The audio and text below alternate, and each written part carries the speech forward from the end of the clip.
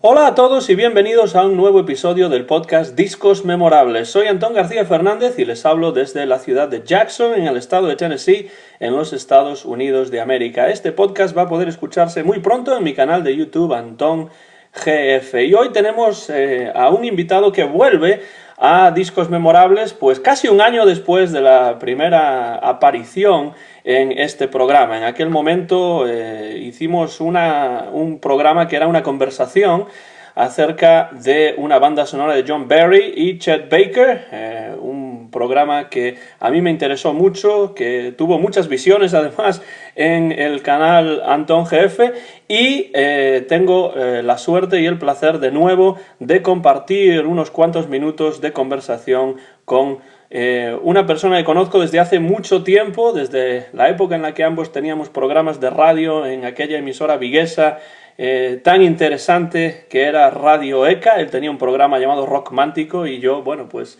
uno que se titulaba Blue Note, en el que ponía jazz y otros tipos de música, y después también uno de country que se llamaba Country Club. Estoy hablando del profesor y escritor Xavier Estévez, que está al otro lado de la línea cibernética gracias a los milagros de la tecnología de Internet. Bienvenido, Xavier, a este nuevo episodio de Discos Memorables. Pues buenos días y bueno, para nosotros para mí es un placer estar contigo hablando de uno de los grandes discos de las últimas décadas, un disco, pues como tú dices, realmente memorable y que vale la pena rescatar tantos años después, varias décadas, para traerlo de nuevo a la palestra y hablar pues de uno de los discos que marcó estos años, marcó a una generación y que además recuperamos un dúo sumamente importante de finales de los 60 y principios de los 70, como es Simon y Garfunkel. El disco se titula Bridge Over Troubled Water, es decir, ese puente sobre aguas turbulentas que tanto éxito tuvo a principios de los años 70 y que tantas versiones también tuvo de diferentes artistas, desde Willie Nelson a Johnny Cash, pasando por la que yo siempre recuerdo más, que es la de Elvis Presley. Pero vamos a hablar de ese disco que se grabó a lo largo del año 1969 y se publicó en el sello Columbia Records en el año 1970, Paul Simon y Art Garfunkel, uno de los dúos más importantes realmente de la música del siglo XX, pese a que realmente no grabaron muchísimos discos. De hecho, este fue el quinto disco que grabaron y el último, realmente, el último disco de estudio que ellos hicieron. El programa se llama, como sabes, Discos Memorables. Xavier, ¿por qué para ti es memorable este disco? ¿Por qué has elegido este disco en especial? Bueno, me llama poderosamente la atención Simon y Garfunkel como dúo, porque a pesar de las apariencias, podríamos pensar que eran dos personas que se llevaban muy bien, que armonizaban bien musicalmente, cuando, bueno, yo creo que en realidad no había demasiado respeto entre ellos, no se llevaban nada bien, y es bastante milagroso que llegaran a alcanzar la cifra de 5 álbumes, porque, bueno, su carrera yo creo que es un continuo canto a la separación.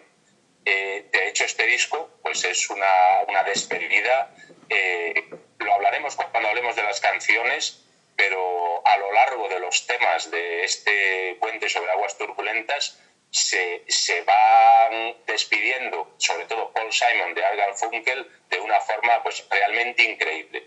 Es un disco que está plagado de grandes canciones, no solo la canción que le da título, y sobre todo me parece pues eso, una curiosidad de álbum por lo que significa, ¿no? Por el final de una época, el final de un dúo y un punto y seguido en la carrera, sobre todo de Paul Simon, porque Art Garfunkel, bueno, intentó colarse un poquillo en el cine, pero no consiguió grandes éxitos ni como músico ni como actor. De hecho, sus inicios en el cine tuvieron también mucho protagonismo en este disco y también en la ruptura final de Simon & Garfunkel poco después de publicarse este disco. Para mí el disco Puente sobre aguas turbulentas es memorable por todo lo que tú dices y además también porque me recuerda específicamente al coche de mi padre. Tenía él un cassette original, ¿no? Grabado un cassette original de este disco y lo solía poner mucho en el coche cuando yo era pequeño y entonces pues recuerdo escucharlo mucho tanto en casa como en el coche y bueno, pues realmente conozco perfectamente todas las canciones, aunque llevaba ya un tiempo sin escuchar el disco y cuando tú propusiste hablar sobre este disco pues me pareció magnífico porque eso me dio la oportunidad de reescuchar y redescubrir las magníficas 11 canciones que se encuentran en los surcos de este Bridge over Troubled Water, que por cierto, cuando uno escucha el disco y lo redescubre, ¿no? Se da cuenta de que es un disco que tiene una amplísima variedad estilística, ¿no? Es decir, pasando desde el folk hasta el rock, pasando por el pop, un poco de country, jazz, incluso reggae, rhythm and blues, y lo que después, poco después, ya en los años 70 y 80, se llamaría la world music, ¿no? Tiene cantidad de estilos, pero sobre todo tiene un creador que es Paul Simon, que era una auténtica bestia musical. Era un hombre pues, que le gustaba la música, le gustaba experimentar, improvisar, crear, y durante, yo creo que toda la carrera de Simon y Garfunkel estuvo lastrado por Art Garfunkel, que bueno, era un músico más clásico, no le gustaba experimentar, le gustaban sobre todo pues las melodías clásicas, sobrecargar con arreglos de viento las canciones, meter violines a diestro y siniestro. Y, o sea, para mí no es comparable a Paul McCartney o John Lennon, dos grandes compositores en un mismo grupo. Esto más bien es lo contrario, es Paul Simon como mente creativa, hablamos de un Brian Wilson de los Beach Boys, una mente brillante musicalmente que arrastra durante 5 álbums a Art Garfunkel intentando frenar su creatividad hasta que finalmente en este Puente sobre aguas turbulentas Paul Simon dice basta y significa la ruptura de este dúo, a pesar de que era su momento de mayor éxito, porque este álbum vendió en el mundo más de 25 millones de copias, o sea, hablamos de uno de los álbumes más vendidos de la historia. Es casi como si Simon y Garfunkel se hubiesen separado en el momento más álgido, ¿no? de su popularidad y no hubiese pues ese descenso, ¿no? Que muchas veces hay en las carreras de grupos y dúos y artistas, ¿no? Porque es cierto que aunque otros discos que grabaron anteriormente, la banda sonora del Graduado, por ejemplo, Bookends, que es el disco que viene justo antes de tuvieron mucho éxito. Este es el disco que realmente en las listas de éxitos pues llegó más arriba, que tiene de hecho más canciones memorables, ¿no? Hay un número mayor de canciones memorables, pues desde la canción que le da título a Cecilia o The Only Living Boy in New York y bueno, muchas otras que están por aquí en el disco, incluso ese El Cóndor pasa, que es la primera introducción de Paul Simon en la world music. Por supuesto The Boxer también está, pero es el momento más alto de su popularidad y ese es el momento en el que se separan. Como tú dices, fue más que cualquier otro dúo casi el dúo más de la discordia que de otra cosa, ¿no? Porque sí es cierto que tuvieron muchos problemas desde el punto de vista musical, pero yo estoy totalmente de acuerdo contigo en que, bueno, no descubrimos nada tampoco al decirlo, que Paul Simon pues era de los dos el que tenía muchísimo más talento y ya se vio después de la ruptura del dúo como Paul Simon sí tuvo una carrera importantísima y bueno, a Garfunkel casi no se le recuerda nada que haya hecho en solitario, ¿no? Fíjate, por ejemplo, que cuando empiezan su carrera musical, principios de los años 60, cuando sacan algunas canciones con el nombre de Tom y Jerry y triunfan relativamente con su primer tema, que es Hey Schoolgirl, en ese momento, después de unas cuantas canciones que no tienen el mismo éxito, Paul Simon se va a Europa a vivir una temporada y saca lo que sería su primer álbum en solitario, Paul Simon Songbook. Es un álbum tan personal, tan brillante, tan bueno, que luego las canciones de ese disco, que era simplemente Paul Simon, fueron adaptadas para dos de los álbums de Simon y Garfunkel, cuando vuelven a reunirse ya pues a mediados de la década de los 60. La creatividad era Paul Simon. O sea, yo creo que Art Garfunkel tenía una buena voz, coordinaba muy bien musicalmente con Paul Simon, pero más allá de algunos arreglos en algunas canciones, yo creo que realmente no aportaba demasiado. Yo creo que no aportaba demasiado. Y la prueba es que la carrera musical de Paul Simon posterior a Simon y Garfunkel es realmente brillante.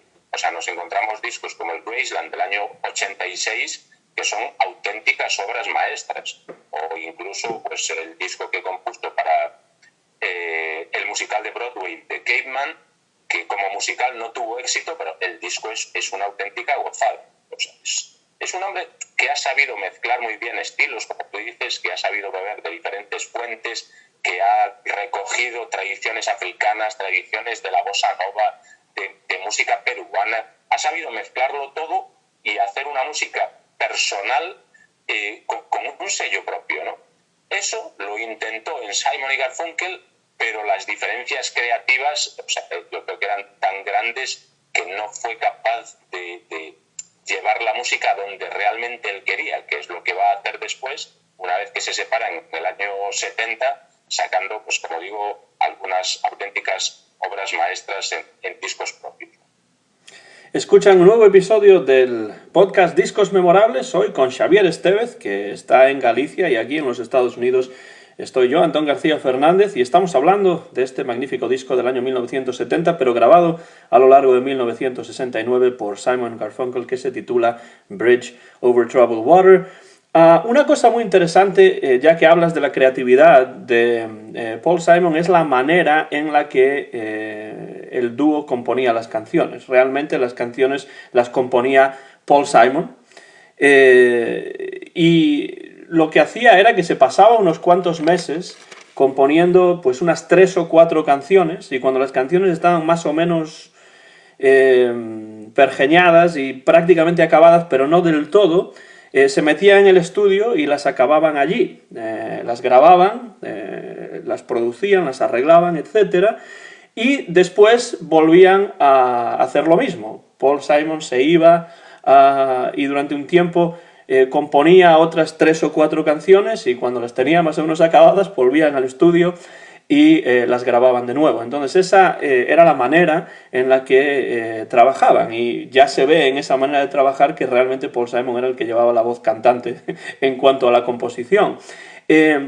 Algo que complicó un poco la situación durante las sesiones de grabación del Bridge Over Troubled Water es que Art Garfunkel empezó su carrera cinematográfica con una película titulada Catch-22, y debido a eso pues tuvieron que cambiar un poco ese modus operandi, ¿no? Y entonces esto empezó a erosionar todavía más la ya difícil relación que tenían los dos, y eso acabaría desembocando en la separación poco después de la grabación de este disco y de una gira final. Me parece muy interesante esta manera de trabajar, porque evidentemente a finales de los años 60, a principios de los años 70, el tiempo en el estudio era bastante caro, porque sobre todo si grababan en Nueva York o si grababan en Los Ángeles, pues había muchísima demanda de estudio, de músicos de estudio en ese momento y tal, pero a pesar de ello, ellos, igual que los Beatles durante los años 60, pues podían pasar tiempo en el estudio y trabajar en las canciones mientras las iban grabando. No todo el mundo era capaz de hacer eso. Sí, además, en el caso de los Beatles se encerraban en Abbey Road, los 4 iban pues creando las canciones, las iban grabando demos, las iban arreglando, etcétera, etcétera. Pero esto es un trabajo completamente diferente. O sea, en este disco hablamos de un Paul Simon encerrado en Nueva York en un estudio con el productor Roy Haley, creando las canciones, hablando con Art Garfunkel, que en ese momento está en México, intentando que vaya a Nueva York a grabar su parte de las canciones, que haga aportes musicales, una auténtica locura. Estamos hablando de un disco que las malas lenguas dicen que se tardó 800 horas en grabar. Paul Simon en alguna ocasión ha dicho que no fueron tantas, pero pocas menos han debido ser. Creo que oficialmente se estima que The Boxer fueron 100 horas de grabación, y un disco que de grabación es una auténtica locura. La primera estrofa de Bridge Over Troubled Water fue grabada la voz de Garfunkel en Los Ángeles. La primera no, la tercera, la última estrofa. Pero las dos primeras las grabó en Nueva York. Estamos hablando de un disco que en cuestión de voces prácticamente se grabó palabra por palabra.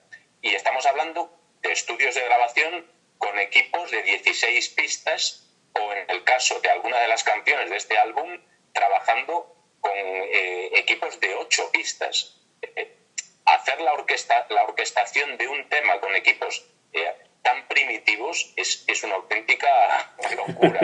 Entonces, bueno, yo me imagino el enfado de Paul Simon encerrado horas y horas con Roy Haley, Garfunkel desaparecido, y las pocas veces que se digna en aparecer en el estudio, llevándole la contraria en cuanto a qué instrumentalización utilizar, cómo hacer los arreglos de piano los cambia prácticamente todos Garfunkel. Entonces, bueno, el enfado de Paul Simon va increciendo hasta que llega el momento de grabar esa 12ª canción del álbum. El álbum solo tiene 11 canciones, pero estaban previstas 12, y cuando Paul Simon propone la canción número 12, ya, o sea, es la ruptura definitiva del dúo, porque Garfunkel no quiere incluir una canción política. La canción se titulaba Cuba sí, Nixon no. Propone otra canción diferente. Paul Simon, que hasta ese momento ha aceptado todos los caprichos musicales de Garfunkel durante esos años, se planta y, bueno, el disco tiene 11 canciones y es, desde luego, un disco que finaliza una relación musical. O sea, la relación llega hasta ese momento y ahí se termina. Y es curioso también, Xavier, como algunas de las canciones, como por ejemplo, y lo veremos cuando vayamos comentando una por una, canciones como The Only Living Boy in New York, por ejemplo, pues son canciones que de alguna manera están dando cuenta de esa separación, de alguna manera, porque en algunos casos las canciones tienen elementos autobiográficos muy evidentes que tienen que ver pues con situaciones como las largas giras que tienen que soportar ambos, el hecho de que Paul Simon estaba solo en Nueva York, como tú dices, trabajando en esas canciones sin más ayuda que la de Roy Haley. Entonces, también el disco de alguna manera es crónica, si leemos entre líneas y no tanto entre líneas a veces, de esa separación de la que estás hablando, ¿no? Sí, sobre todo la cara B del disco, o sea, hablamos de un disco que se editó en vinilo en aquel momento. La cara B del disco, o sea, parece una profecía de lo que va a suceder, porque cada una de las canciones nos da pistas del enfado que tiene Paul Simon, desde canciones como la que tú decías, The Only Living Boy in New York, donde Paul Simon en la canción dice claramente coge un avión desde México y vente para aquí, que es, vamos, una cosa bastante sorprendente, o el corte 9, que es ¿por qué no me escribes? O sea, los mensajes ya no son ni siquiera subliminales, son directos. Yo no sé si Art Garfunkel era consciente de las canciones que estaba cantando, porque si lo fue, o sea, realmente tuvo que sentirse agredido verbalmente, porque son canciones increíbles. O sea, incluso la versión del Bye Bye Love de los Everly Brothers, o sea, es tremendamente significativa.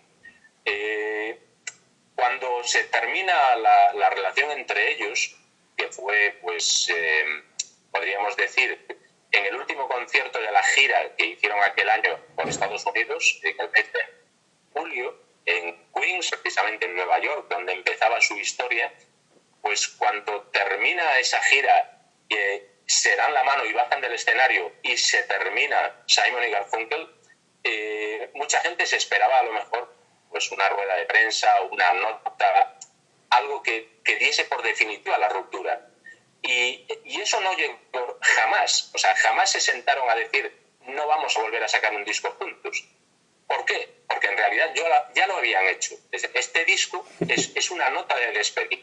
O sea, es una declaración de que todo este tiempo, todos estos 5 álbumes fueron fascinantes, pero se ha terminado. La última canción, Song for the Asking, de Paul Simon, una canción intimista, esa guitarra.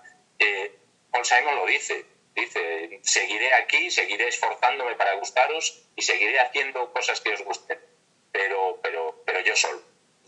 O sea, es definitivo.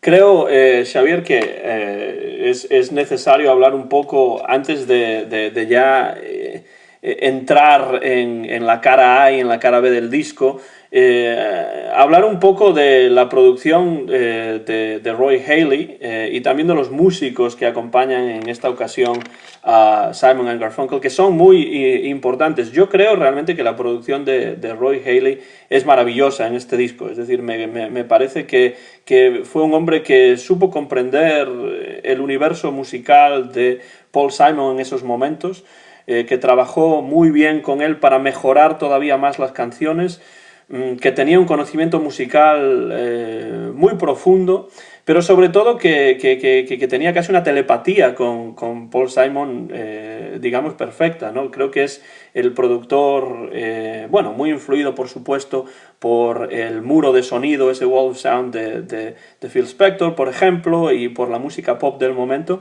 pero que supo realmente dar forma y ayudar a dar forma a estas canciones compuestas por Paul Simon y cantadas por Simon & Garfunkel en este disco. ¿Qué te parece la producción de Roy Haley en este disco en particular?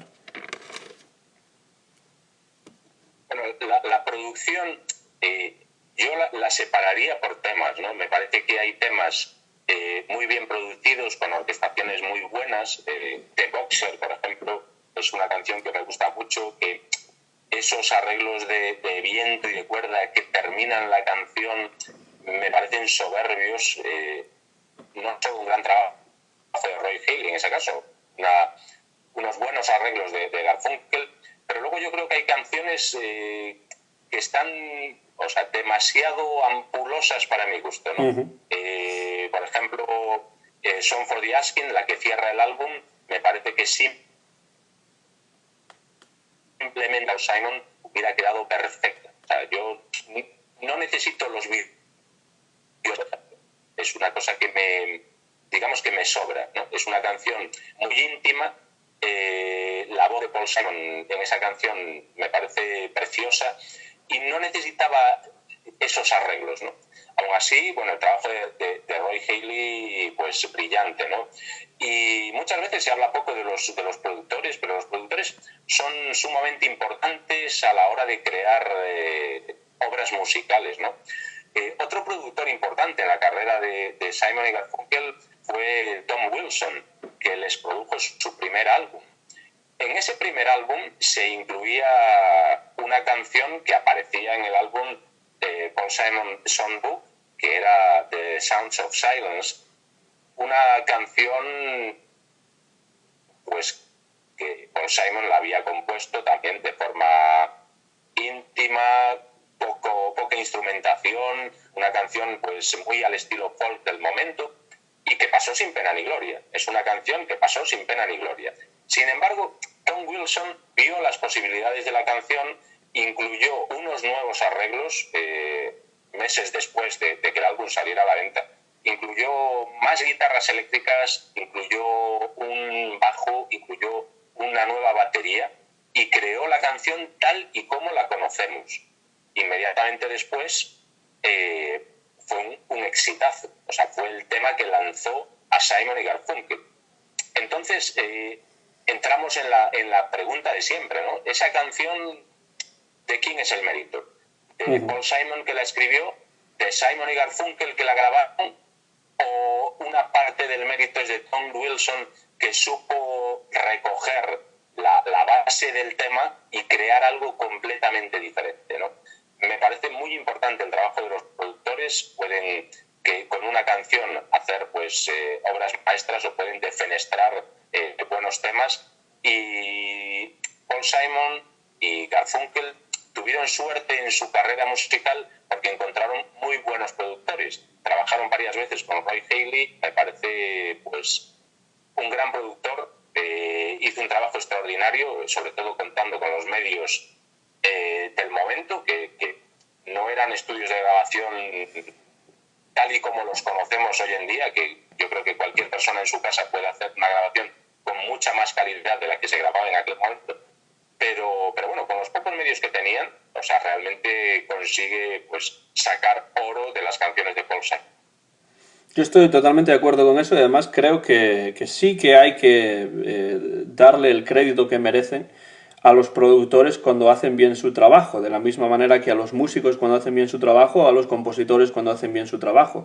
Esta idea de que los compositores son cantautores realmente es muy nueva, es de los años 60. Si nos vamos más atrás, como bien sabes, pues teníamos primero unos compositores profesionales, ¿no? Después unos cantantes profesionales que no escribían sus propias canciones, pero que sí las interpretaban de maravilla, y luego unos músicos de sesión y unos productores y arreglistas pues que hacían también una parte muy importante. Si nos vamos, por ejemplo, a los discos que en los años 50 Frank Sinatra grabó para Capitol, pues esos discos son de Sinatra, o realmente Nelson Riddle, el arreglista, o Gordon Jenkins, el arreglista, por ejemplo, ¿no? Por hablar de dos, o Billy May, el arreglista, son discos también de ellos. Pues yo creo que sí, y en muchos casos aparecía su nombre en la portada del disco, porque el arreglista, ¿no? Y el productor pues tenían una importancia capital en cómo van a sonar esas canciones, que después, por supuesto, vocalistas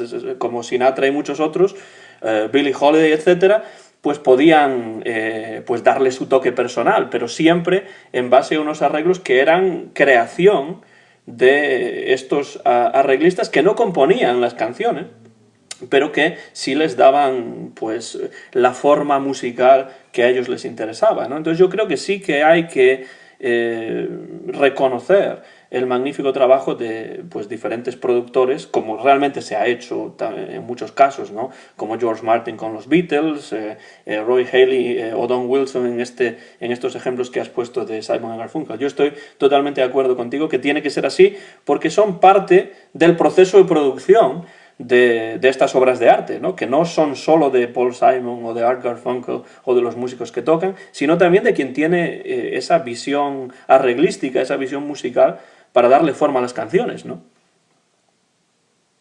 Sí, de hecho, fíjate que desde que sale en enero del año 70, por ejemplo, el tema principal, Bridge Over Troubled Water, desde ese mismo momento se hacen cientos de versiones de la canción por gente de la talla pues, de Elvis Presley, de Aretha Franklin, múltiples versiones. Cada una de ellas es absolutamente diferente de las demás. Es decir, los arreglos son diferentes. ¿Es la misma canción? Sí, pero no. Son canciones distintas. Se puede hacer mucho más melancólica, o se puede hacer más gospel, se puede hacer más rock. No podríamos elegir una versión mejor que las demás, ¿no? Pero desde luego todas ellas son diferentes. A mí particularmente me gusta mucho la versión de Willie Nelson porque me parece pues una versión lenta, melancólica, profunda, Y eso sin desdeñar, pues, por ejemplo, la versión de Elvis, que también me parece brillante. Es una versión realmente buena, o incluso en ese mismo año 70 hace una versión Elton John dándole protagonismo al piano, que tampoco está nada. O sea, tampoco está nada. Entonces, bueno, los arreglos, la producción sí que es importante. Y en este caso hablamos de un álbum, pues, casi conceptual. El trabajo a medias entre Paul Simon y Roy Haley, con la colaboración, diríamos, de Garfunkel, sobre todo a la hora de incluir las orquestaciones, ¿no? Y algunas de ellas son realmente complicadas, porque hay temas como The Boxer, que incluye, pues, instrumentos de orquesta como tubas, incluye coros que se grabaron en la Catedral de St. Matthews en Nueva York. Es decir, un trabajo muy complicado y que desde luego les llevó horas y horas y horas. En el caso de The Boxer, pues unas 100 para una canción que dura, pues, 5 minutos.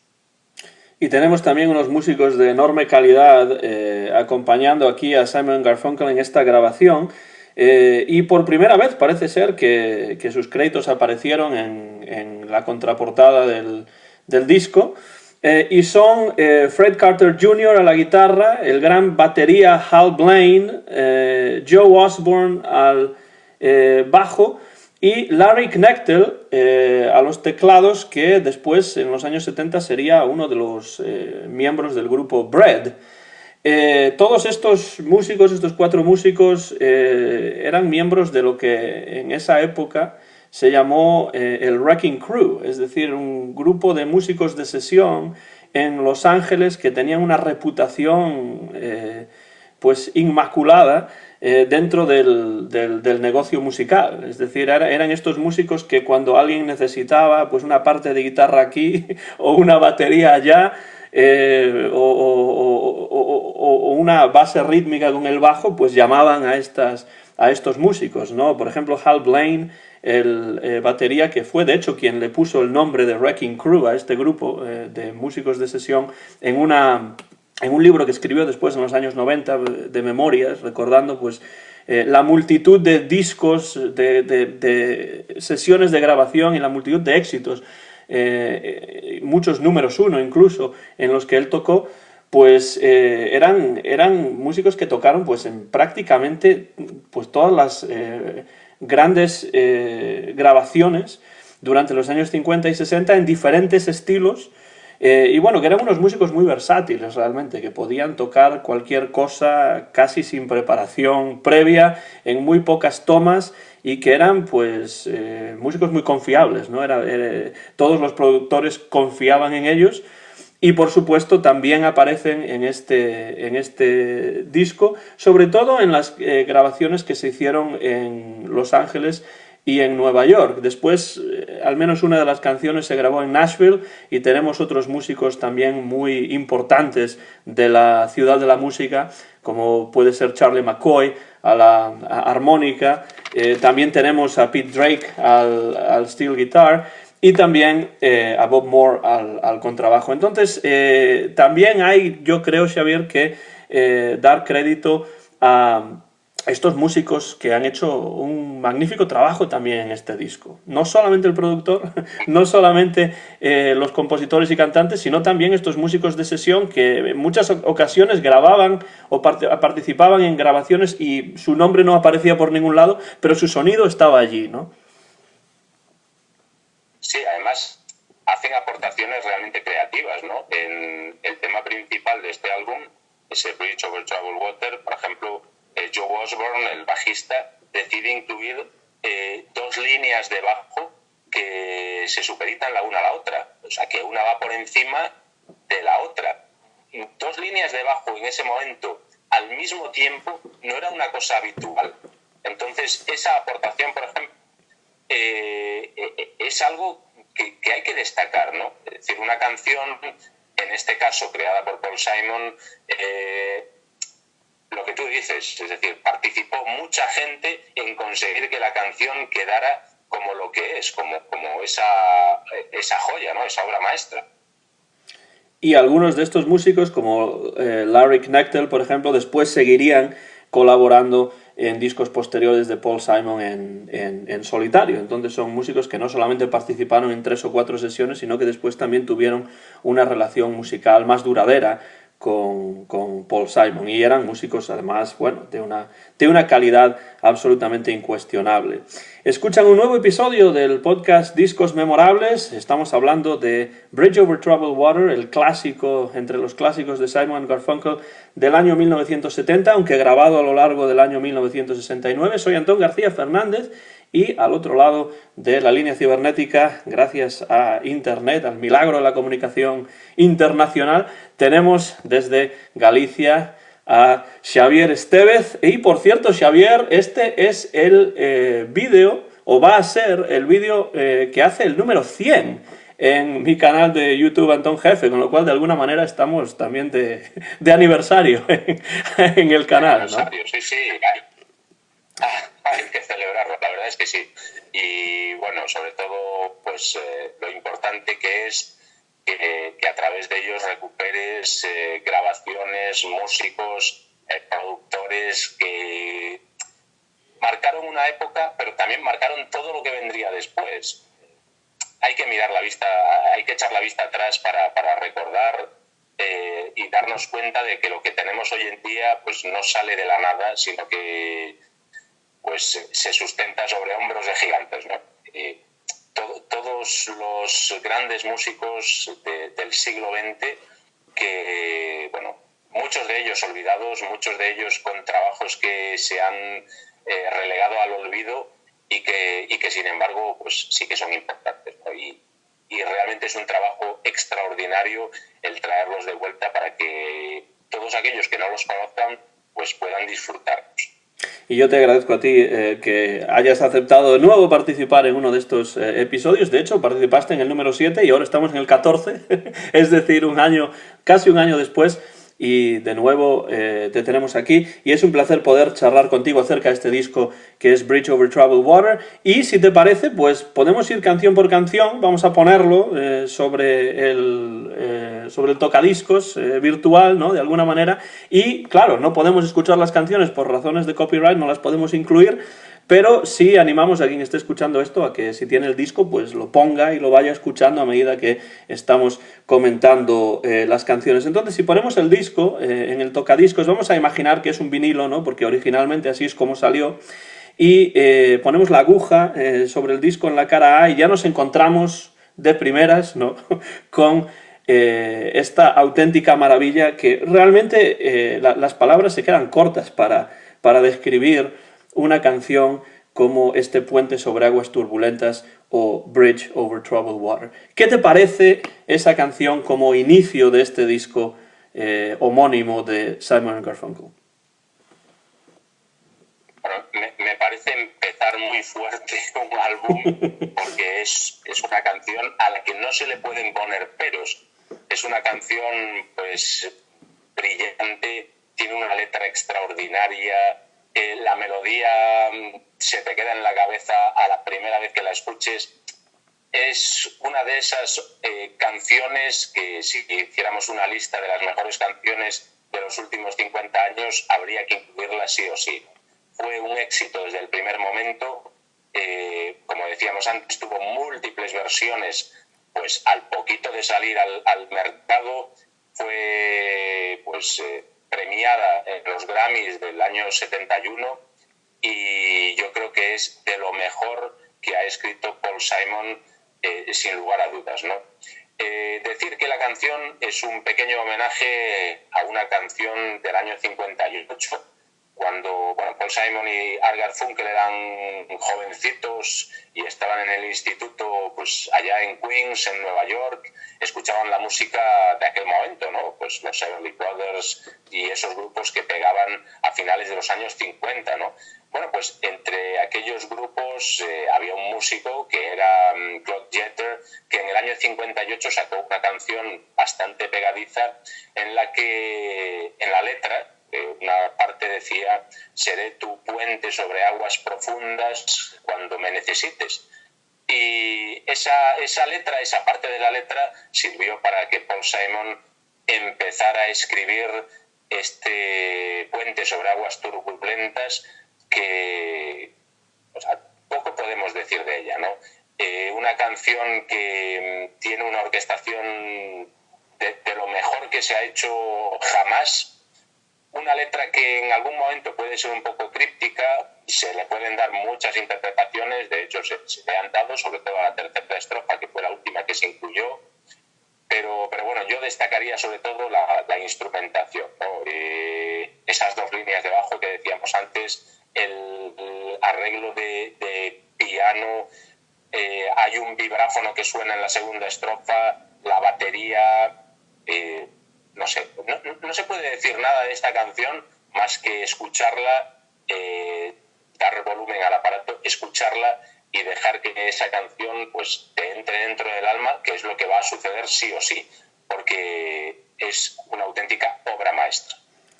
Y empieza con ese piano suave, ¿no? Y poco a poco va increciendo, ¿no? Pero no es que termine con ese increciendo, sino que de nuevo vuelve a bajar un poco, calmarse un poco.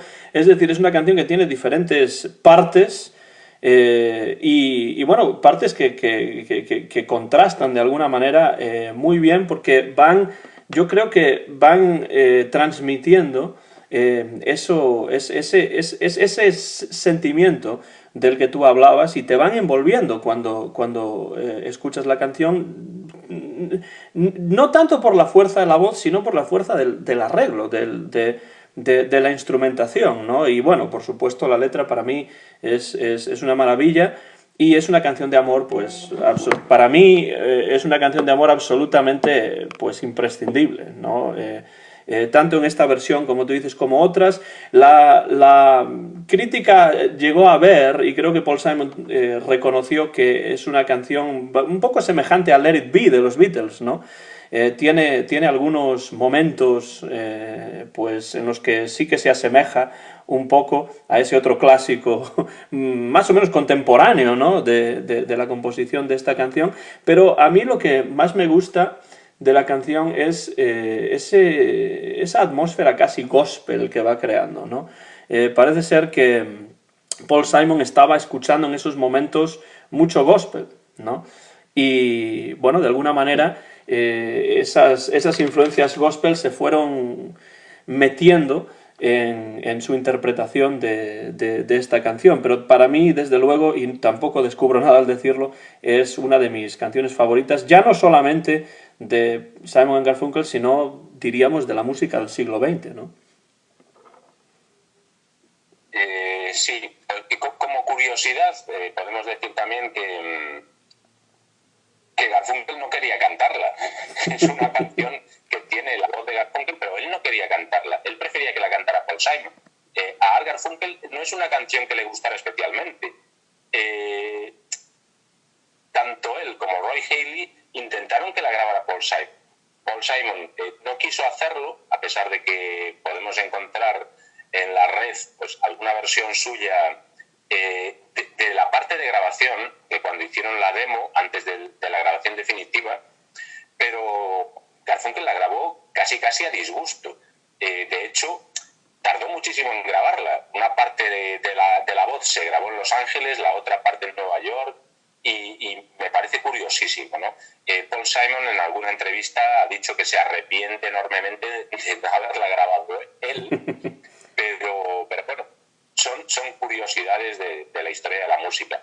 Una canción donde yo creo que Garfunkel toca techo como intérprete, no volverá a hacer nada de este nivel jamás, y bueno, por lo menos ha dejado, junto con otras canciones de Simon y Garfunkel, pues esta gran obra por la que sin lugar a dudas se le recordará siempre. Me pregunto si esa actitud de Garfunkel no tendría más que ver con pues ya la relación totalmente erosionada entre los dos, porque me parece imposible que Art Garfunkel no pudiese ver lo magistral que es esta canción, como para decir que no le gustaba y que no quería cantarla. Me parece difícil de creer, la verdad, pero así es, ¿no? Entonces, supongo que quizá la relación tensa, la tensión que había ya en la relación entre los dos músicos, pues a lo mejor tiene algo que ver con eso, no sé, es una hipótesis que se me ocurre en el momento, ¿no? No sé, es una relación muy, muy curiosa, ¿no? Porque durante toda mi vida he tenido una imagen de Garfunkel como chico bueno, típica buena persona, tremendamente amigo de Paul Simon, pero a medida que uno va leyendo, que se va pues metiendo en la historia de Simon y Garfunkel, descubre que no era así, ¿no? Garfunkel no le perdonó jamás a Paul Simon su primer tema en solitario, después de ese Hey Schoolgirl, cuando grababan todavía con el nombre de Tom y Jerry, y yo creo que ese pequeño descuido de Paul Simon de grabar una canción en solitario, yo creo que le pasó factura a Paul Simon durante toda su historia con Garfunkel. Garfunkel es un personaje, como dice un amigo mío, si no existiera habría que inventarlo. En unas declaraciones no hace demasiados años llegó a decir que cuando empezaron a estar juntos, en la época de Tom y Jerry, Garfunkel llegó a decir que lo hacía por compasión, porque Paul Simon le daba pena, porque era, palabras del propio Garfunkel, era un enano despreciable. Entonces, el odio que le tiene a Paul Simon, o sea, me parece tremendo, tremendo. Y es su último disco de estudio juntos, luego intentarían años más tarde hacer otro álbum más. Han hecho varias giras a lo largo de las últimas décadas, se han encontrado en el escenario en unas cuantas ocasiones, sin ir más lejos, pues el concierto de Central Park de principios de los años 80, pero yo creo que todo eso sucedió por la necesidad de Garfunkel de volver a estar en la cima. Es decir, Garfunkel lo que yo creo que no aceptaba era ese segundo plano, esa casi desaparición del mundo de la música, el no haber triunfado en el mundo del cine. Entonces, bueno, es una relación tremendamente complicada. Y en este álbum eso, o sea, brota con una fuerza y con una energía tremenda.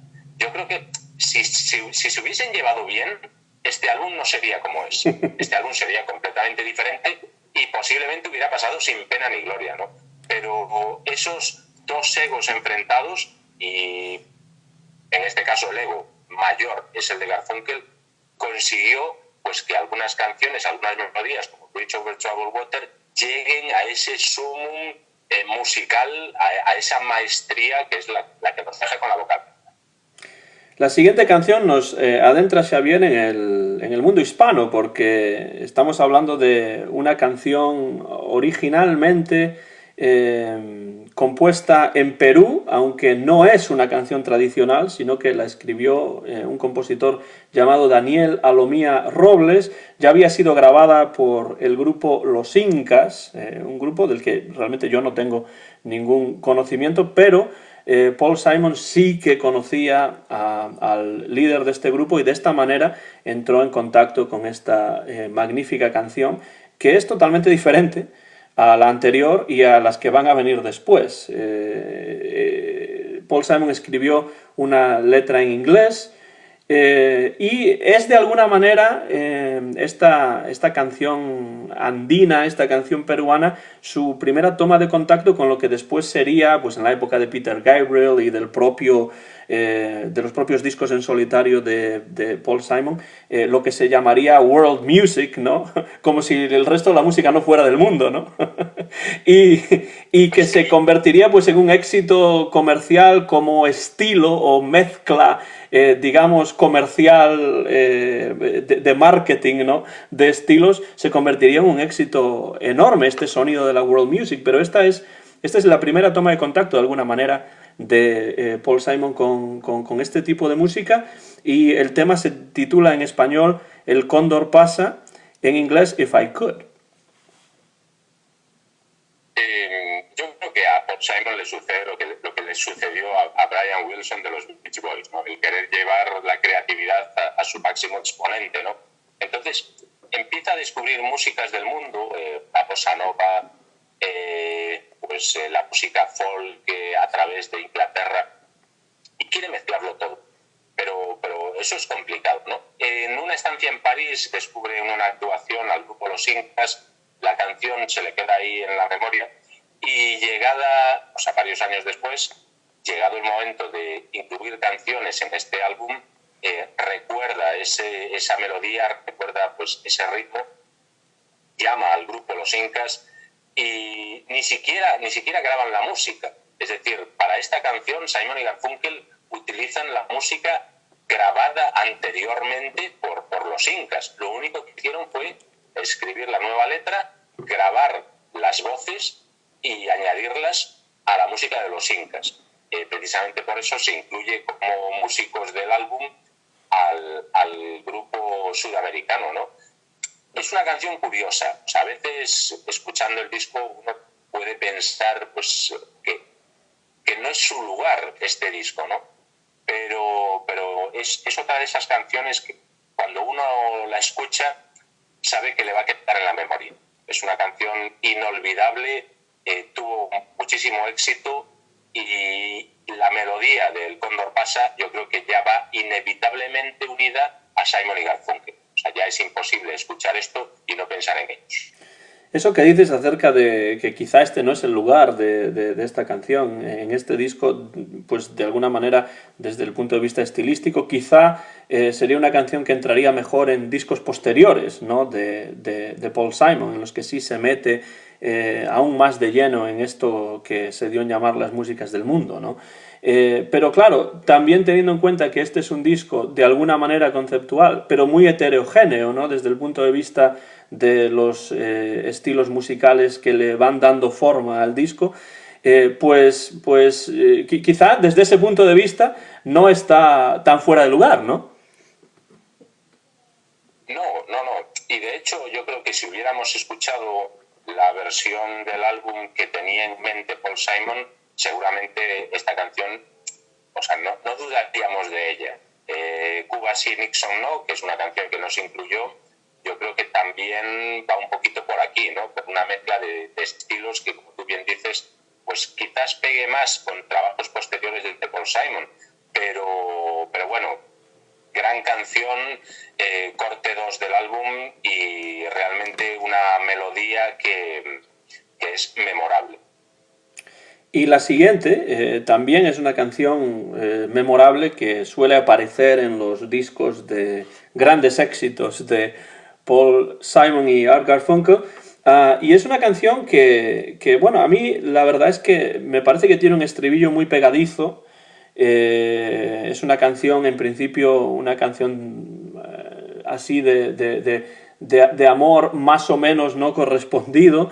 Es otro de los éxitos del disco. Tiene un ritmo mucho más rápido y un sonido bastante inusual, algo de lo que podemos hablar si te parece bien, porque es una canción, de nuevo, bastante diferente a las anteriores y a las que van a venir después, y se titula simplemente Cecilia. Esta es una de las canciones pues que por alguna razón yo más recuerdo de este disco, y quizá sea debido a ese estribillo tan pegadizo y tan popero que tiene, ¿no?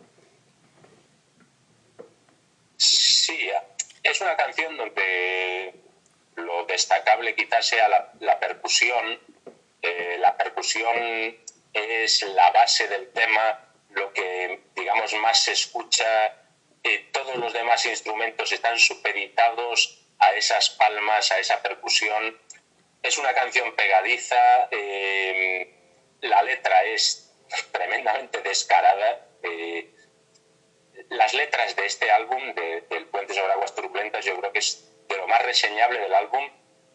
Paul Simon se atreve con todo en este disco, y Cecilia tiene una de esas letras que realmente uno debería leerlas con calma y analizarlas, porque también da muchísimo juego, ¿no? Todo empieza con una improvisación en el estudio en cuanto a percusión. esa improvisación se graba en uno de los equipos del estudio y posteriormente Paul Simon, con esa improvisación de percusión, pues decide escribir una letra, añadir algunos instrumentos y de este modo nace esta canción que, como tú bien dices, está en prácticamente todos los recopilatorios de Simon y Garfunkel, uno de sus grandes éxitos. En este álbum es quizás la canción donde la percusión esté más reforzada y sucede un poquito también con el Bye Bye Love, la versión del tema de los Everly Brothers, que casi cierra el disco. Son las dos canciones donde Paul Simon decide que la percusión sea protagonista y en este caso, pues si a eso le unimos una letra pues fresca, descarada, pues una canción preciosa. Lo que dices de la letra es muy importante porque desde luego Paul Simon tenía un sentido poético muy agudo. Era un hombre que además, o es un hombre que además conoce la literatura inglesa y americana pues a la perfección, ¿no? Porque, bueno, sobre todo la poesía, ¿no? Es decir, es un hombre que tiene formación literaria, ¿no? Y bueno, creo que esto se nota en muchas de sus canciones, ¿no? Ya no solamente en este disco, sino pues en discos anteriores y también posteriores. Entonces estoy de acuerdo contigo que las letras de Paul Simon, como las de Leonard Cohen, por ejemplo, ¿no? Pues son letras que se tienen que leer, además de escucharse, deben leerse porque pueden leerse en muchos casos como los poemas que son, ¿no? En cuanto a eso, yo creo que lo que sí es cierto es que las letras de este disco, como tú dices, pues son muy variadas, ¿no? Es decir, como tú dices, Paul Simon se atreve prácticamente con todo, ¿no? Quizás precisamente por ese enfrentamiento con Garfunkel, ¿no? Garfunkel obliga a hacer orquestaciones clásicas, a meter parte de cuerda, parte de viento, y la forma de defenderse de Paul Simon es desarrollar las letras realmente a su gusto, ¿no? Y lo hace de forma extraordinaria, pero también tenemos que darnos cuenta de cuáles son las influencias de Paul Simon. Paul Simon ha crecido musicalmente en la década de los 60. Estamos hablando pues de que ha absorbido, por ejemplo, todo el trabajo de Bob Dylan. En algunos de sus temas, la influencia de Dylan es más que notable, ¿no?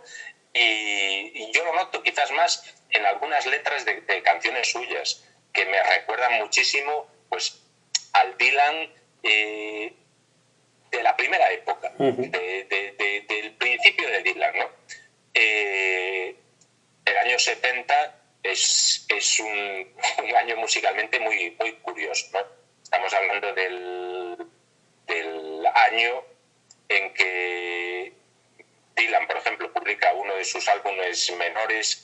Estamos hablando del año en que nace Queen, que nace Aerosmith, pero también estamos hablando del año en que mueren Janis Joplin o Jimi Hendrix.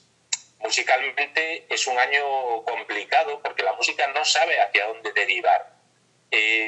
Seguimos con el folk rock de los años 60, inventamos algo nuevo. Luego vendrá el rock sinfónico, el rock progresivo, vendrá la música disco, el sonido Filadelfia, pero en ese momento exacto, el año 70, no sabemos hacia dónde quiere derivar la música. Y Paul Simon lo que hace es dar un paso más a lo que estaba sonando anteriormente, ¿no? A lo que estaba trabajando en el año 67, 68, en sus viajes a Inglaterra, recoger ese folk, darle un toque más de rock, incluir pues algunos instrumentos que no son habituales en el folk y derivarlo todo hacia lo que a él le gusta, ¿no? Lastrado, como digo, por Garfunkel, que como parte creativa decide meter arreglos orquestales a prácticamente todo, ¿no? Que en algunas de las canciones está muy bien, como en el Bridge Over Troubled Water, pero que en otras, no sé, yo creo que sobra, que las canciones absolutamente limpias de esas orquestaciones son mucho mejores, ¿no? O sonarían por lo menos diferentes.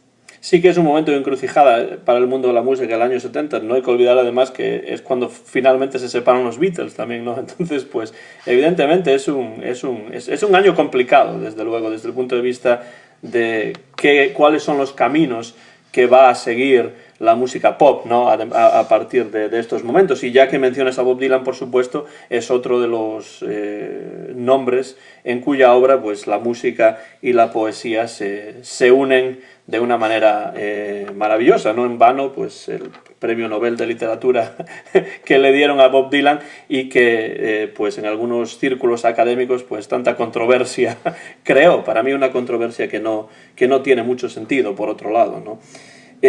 La cuarta canción tiene mucho que ver con pues la vida en la carretera, ¿no? de estos dos músicos que no se llevaban demasiado bien. Algo semejante a otra canción también de ellos que se titula Homeward Bound, que habla un poco de pues, lo difícil o las dificultades que entraña para los músicos pues estas largas e interminables giras que son muy duras y que hacen que haya que viajar mucho y trabajar muchísimo. Eso desde el punto de vista de la letra. Desde el punto de vista de la música, esta canción que se titula Keep the Customer Satisfied, es decir, mantén al cliente satisfecho, es un regreso a ese rock de los años 50 con armonías al estilo de los Everly Brothers que anteriormente tú mencionabas. Es una canción que a mí me gusta especialmente y que, bueno, me gustaría saber cuál es tu opinión acerca de esta canción. Bueno, de esta canción uno puede leer absolutamente de todo, ¿no? Hay muchos críticos que la defenestran, que dicen que es una canción menor, que no hace nada en este álbum, que es una canción pues que no pega. Y sin embargo, como tú dices, no es de las mejores canciones de Simon y Garfunkel, pero sí que tiene algo, ¿no? Es una canción que tiene esas influencias de la música de los años 50, que musicalmente es lo primero que absorben Simon y Garfunkel, y aunque podría desaparecer del álbum, y yo creo que no pasaría nada, seguiría siendo el mismo concepto, sí que me parece una canción importante, ¿no? Me parece una canción diferente, es una pincelada diferente para el cuadro que forma este álbum. Entonces, bueno, a mí me parece una gran canción, mucho mejor para mi gusto en directo que en estudio. Es una canción que en directo, con orquestaciones diferentes, es una canción preciosa, pero que en esta grabación de estudio, pues quizás, no sé, se podría haber hecho diferente, ¿no? Aún así, una grandísima canción. No de las canciones más conocidas de Simon y Garfunkel, pero una canción que le imprime cierto carácter a este hecho.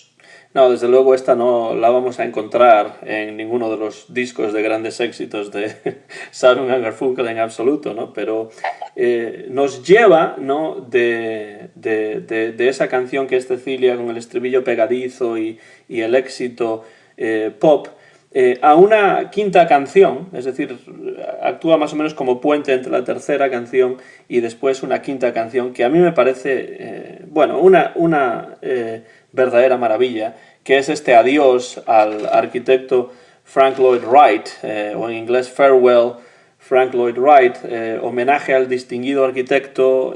Parece ser que Art Garfunkel quería ser arquitecto originalmente, aunque acabó por ser músico, entre otras cosas, porque también fue actor. Pero bueno, el caso es que esta canción está escrita en homenaje a ese arquitecto importantísimo. Pero lo que a mí más me gusta de esta canción, sin ninguna duda, Xavier, es la clarísima influencia en la guitarra de un estilo que a mí siempre me ha interesado mucho, que es la bossa nova brasileira. Aquí la influencia, o sea, es o sea, inevitable. O sea, la bossa nova impregna cada parte de esta canción, ¿no? En los años 60, Paul Simon navega por diferentes músicas, se queda enamorado de la bossa nova y esta canción, pues, es una bossa nova. Es una bossa nova escrita con con una destreza tremenda, con un gusto especial y, o sea, yo podría decir que es de las mejores canciones de Simon y Garfunkel, o por lo menos de las que a mí más me gustan, ¿no? Una canción sencilla, porque no es una canción recargada, es una canción pues preciosa, un homenaje a Frank Lloyd Wright, o no, porque las malas lenguas musicales pues dicen que era el mensaje hacia Garfunkel, como tú dices, había querido ser arquitecto y aquí las pullas van en forma de letra, pero bueno, yo me imagino que eso nunca lo sabremos, ¿no? Si la canción realmente es un homenaje al gran arquitecto americano o es un mensaje a su compañero de agrupación, pero desde luego una canción donde la presencia de las cuerdas aquí sí que tiene sentido, los arreglos son perfectos y la canción, pues lo mismo que sucedía con el corte que abre el álbum, yo creo que una canción a la que no se le puede poner ningún pero, de lo mejor de este disco. Y quizá la respuesta sería pues las dos anteriores, ¿no? Quizá es un homenaje a Frank Lloyd Wright y al mismo tiempo una puya más o menos solapada, ¿no? a Art Garfunkel. Es muy probable que sea así. En cuanto a la bossa nova, Xavier, es un estilo que a mí siempre me ha interesado mucho. Yo creo que la bossa nova brasileña le insufló, ¿no?, nueva vida al pop occidental en los años 60, también al jazz, por supuesto, porque fue a través del jazz como la bossa nova entró en el pop estadounidense. Y yo recuerdo haber leído un libro del crítico Donald Clark, que es una biografía acerca de Frank Sinatra, y él dice en ese libro que realmente la bossa nova fue una de las mejores cosas que le ocurrieron al pop en los años 60, ¿no? Y yo creo que tiene mucha razón, es decir, aunque en muchos casos el ritmo pues se comercializó enormemente, hay algunos discos de bossa nova absolutamente infumables en esa época, pero después tenemos clásicos dentro del jazz como los discos de Stan Getz, los discos de Astrud Gilberto, los discos de Charlie Bird y por supuesto esa colaboración entre Antonio Carlos Jobim y Frank Sinatra del año 67 que se grabó pues unos 2 años antes de la grabación de este Farewell Frank Lloyd Wright de Simon & Garfunkel. Realmente para mí la bossa nova es como dijo Donald Clark en ese libro, algo muy positivo que le ocurrió a la música pop occidental en los años 60. Yo creo que incluso fue una puerta que se abrió en la música norteamericana. Estados Unidos descubre músicas que no son, digamos, anglosajonas, que vienen de Inglaterra, y esa puerta, o sea, para mí fue la que luego permitiría entrar a otras músicas, como puede ser el reggae jamaicano, ¿no? Es decir, fuera de nuestras fronteras se están haciendo cosas buenas. Vamos a escuchar a ver qué sucede, ¿no? Entonces la bossa nova esa puerta fue una ventana a lo que se estaba haciendo en otros lugares del mundo. Todos los compositores de esa época, de los años 60, escuchan bossa, escuchan el jazz que deriva hacia ahí, ¿no? Y yo creo que en muchos casos las influencias son importantes, ¿no? Esta canción, o sea, es una bossa nova descarada, además. O sea, es una bossa nova escrita por Paul Simon y yo creo que una de sus mejores creaciones, ¿no? De sus mejores canciones. Escuchan la voz de Xavier Estévez, que nos habla desde Galicia. Esto es un nuevo episodio del podcast Discos Memorables. Soy Antón García Fernández y les hablo desde Jackson, en Tennessee, en los Estados Unidos de América. Y estamos hablando y desgranando poco a poco este disco magnífico del año 1970, pero grabado en el 69, de Simon & Garfunkel, que se titula Bridge Over Troubled Water, ese puente sobre aguas turbulentas. Maravilloso. Este podcast se va a poder escuchar y ver muy pronto en mi canal de YouTube, Antón GF. Hora de darle la vuelta al disco, ya que estamos utilizando un vinilo virtual. Habría que en estos momentos pues levantarse, darle la vuelta y poner la aguja en la segunda cara del disco para encontrar otro de los grandes éxitos, es decir, dos de los más grandes éxitos de Simon & Garfunkel abren la cara A y la cara B de este Bridge Over Troubled Water, y me refiero en este caso a la canción titulada simplemente El Boxeador, The Boxer. Otra de las canciones que no falta en ninguna recopilación de grandes éxitos de Simon y Garfunkel. Y bueno, trabajo increíble de Roy Haley como productor de este álbum, sincronizando dos equipos de 8 pistas para hacer pues auténtico virtuosismo musical con una orquestación complicada. Una parte de los instrumentos se grabó en Nashville, otra parte se grabaría en Nueva York, en los estudios de la CBS, las voces también. Hay coros que se grabaron en la Catedral de St. Matthews. O sea, técnicamente un trabajo extraordinario. O sea, técnicamente me parece sorprendente lo que consiguieron hacer con este The Boxer, ¿no?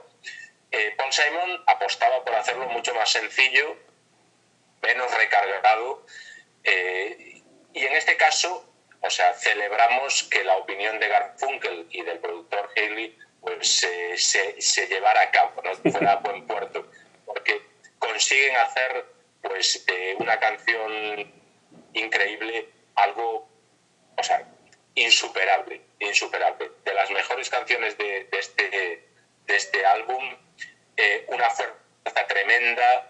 El final es inenarrable, es decir, ese torbellino musical que se va sucediendo hacia el final de la canción hasta luego retornar al silencio, pues, no sé, una obra maestra.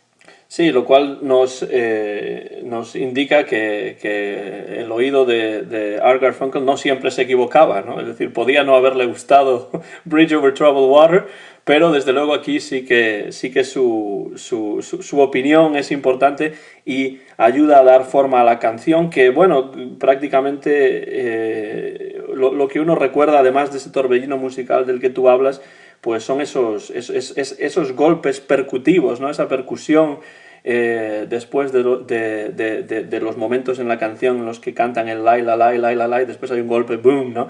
Que, bueno, nos lleva desde luego al título de la canción, The Boxer, pero que yo creo que le da incluso mucha más fuerza a la canción. Es decir, es una de las marcas identitarias de esta canción, podríamos decir, ¿no? Esos golpes que son casi como un punch, ¿no? de boxeo, ya que la canción tiene que ver con la historia de un boxeador.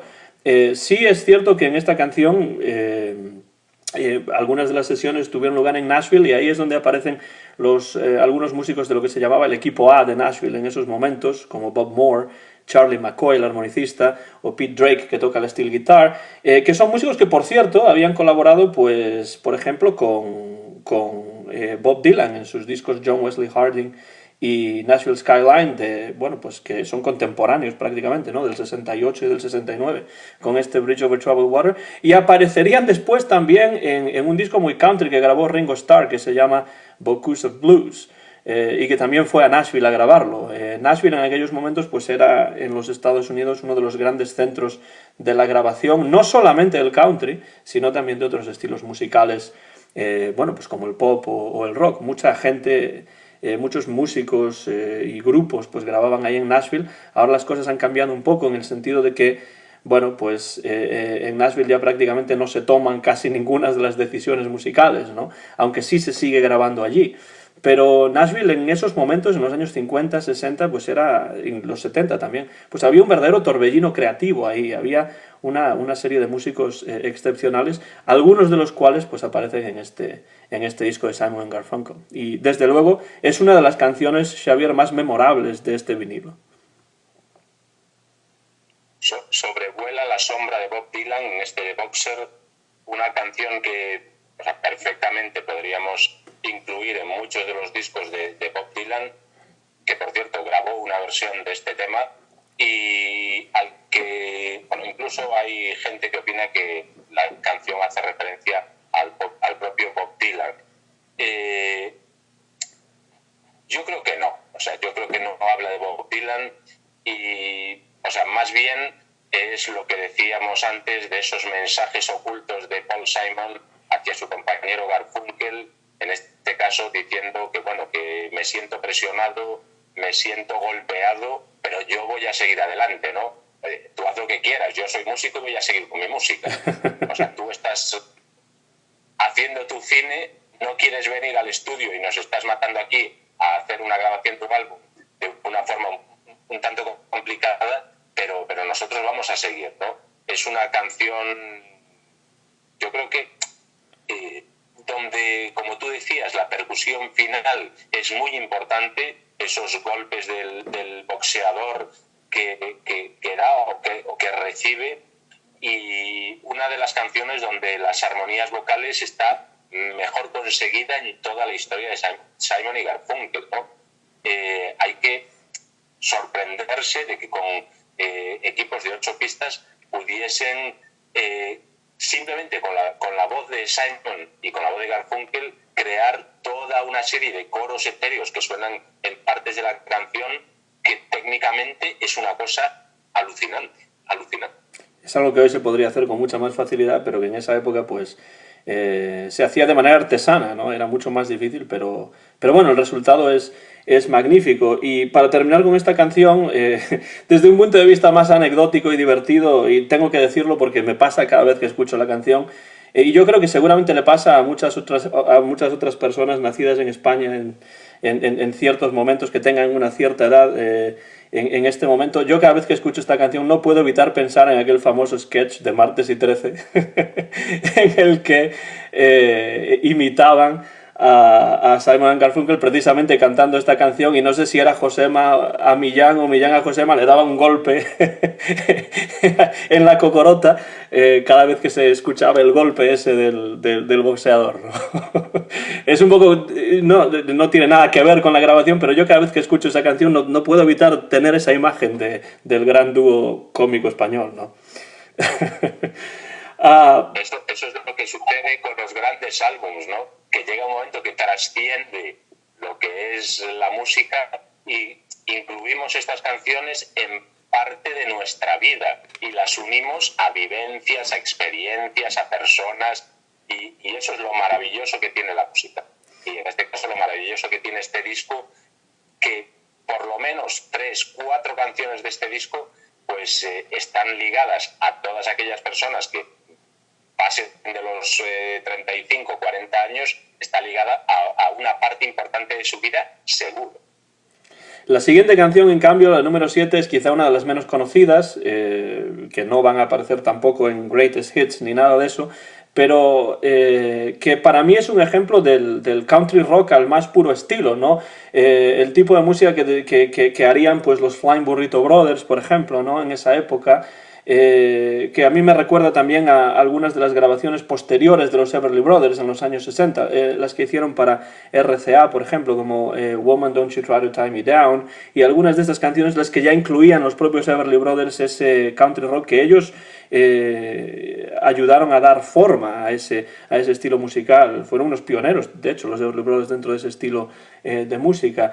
Me refiero a una canción que se llama simplemente Baby Driver, y que, bueno, a mí me parece que tiene, además de una melodía pues muy memorable, una magnífica sección de vientos en el centro que yo creo que le da un toque muy especial a esta canción. El título es Baby Driver. Sí, o sea, las trompetas aquí suenan tremendas, ¿no? Una canción que nos lleva de vuelta a los principios de la carrera musical de Paul Simon, después del éxito como Tommy Jerry, después de entrar en listas con A School Girl. Cuando se separan, porque no repiten ese éxito, Paul Simon estuvo pues en diferentes agrupaciones, ¿no? Pues por ejemplo en los Crew Cuts o bueno, en diferentes grupos. Uno de ellos si no me equivoco, lo debo tener por aquí anotado, fue como Jerry Landis, el nombre que se había puesto Paul Simon cuando empezaba su carrera, ¿no? Jerry Landis. Jerry Landis colaboró con algunos grupos que empezaban en Nueva York haciendo ese rock de los años 50, ¿no? Y yo creo que esta canción nos lleva de nuevo a esa época, al principio de la carrera de Paul Simon. Es como una mirada atrás a la hora de cerrar un ciclo. Paul Simon sabía que este álbum terminaría una etapa y que abriría otra diferente, y yo creo que es como un recordatorio de dónde venimos, ¿no? La nostalgia de las primeras épocas, y una canción además donde Art Garfunkel no tiene nada, o sea, ni hace arreglos, ni pone voces, o sea, no hay ninguna huella de Art Garfunkel en esta canción, que es 100% Paul Simon. Y a pesar de ser una canción menor, una canción pues que no se va a reseñar en muchos lugares, sí que es un pasatiempo curioso a la hora de escuchar este álbum, y de nuevo la energía de la letra de Paul Simon tocando pues un tema de claras connotaciones sexuales, pero haciéndolo de una forma tremendamente divertida en este rock que recupera la esencia de los años 50 y olvida un poco su etapa de folk, ¿no? Una canción que a mí me parece súper divertida y que está muy bien. ¿Por qué no? En ese sentido es como una mirada a las raíces musicales de Paul Simon, y también pues una canción que ya prefigura lo que va a ser el futuro, porque al no participar Art Garfunkel pues ya estamos pensando, al menos desde un punto de vista retrospectivo, ¿no? Porque ya sabemos que se separaron después de la edición de este disco, pues ya es una canción que nos apunta hacia un futuro no muy lejano en el que Paul Simon va a ser un cantante solista sin la participación de Art Garfunkel, que no participa en esta canción, como tú bien has dicho. La siguiente, la número 8, que es la tercera de esta cara B, yo reconozco que tengo una especial debilidad por esta canción. Creo que mi padre también, y quizá porque a él le gustaba tanto, pues la escuché mucho, y entonces pues es una de las canciones que más recuerdo de este disco. Es una de mis favoritas del disco, como digo, y se titula El único chico que vive en Nueva York, o en inglés The Only Living Boy in New York.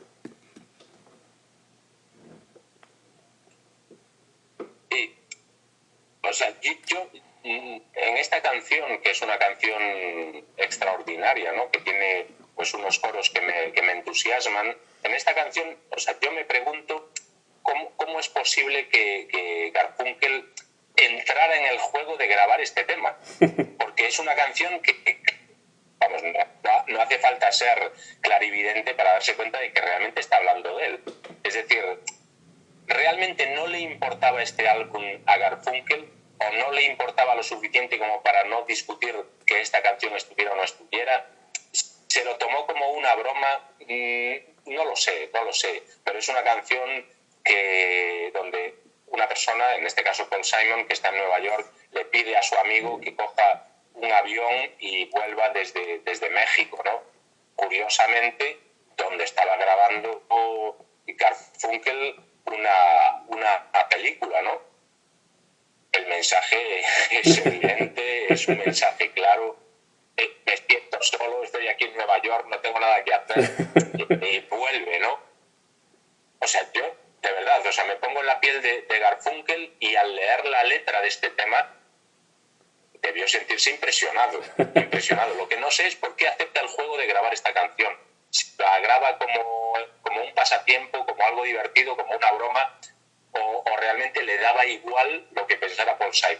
Es una pequeña curiosidad que tengo. Sí, está claro que no hay que leer entre líneas, no necesitamos bibliomancia de ningún tipo para ver el mensaje que está, ya no digo escondido, sino explícito en esta canción.